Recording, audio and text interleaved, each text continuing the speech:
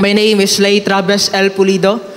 Way back 2020, when I was 10 years old po, I struggled with addiction to online games like Crossfire, ML, and especially po sa Roblox.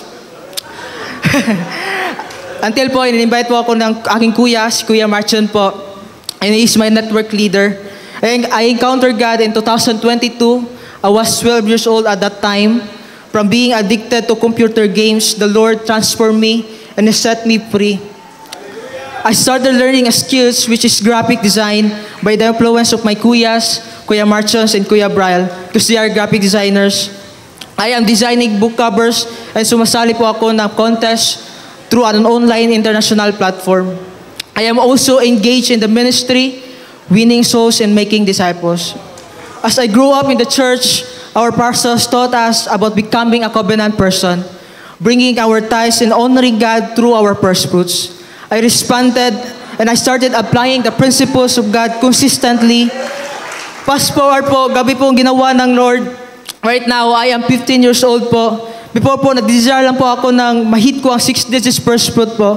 It seems impossible po at this young age, pero nag-asa ko ng word kay Lord.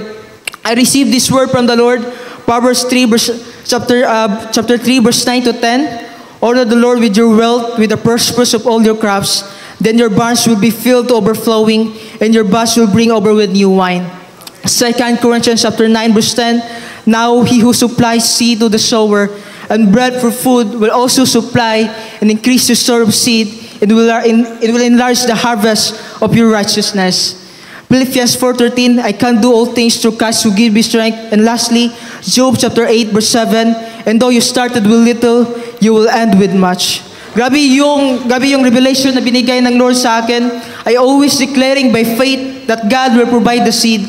I work out my first fruits every time increases me by winning a book cover contest. I honor the Lord with my first fruits. And I also got my first client po, and I gave my first salary 40,500 as my first fruits. Though yung client po is just less than 2 months lang po due to the company problem.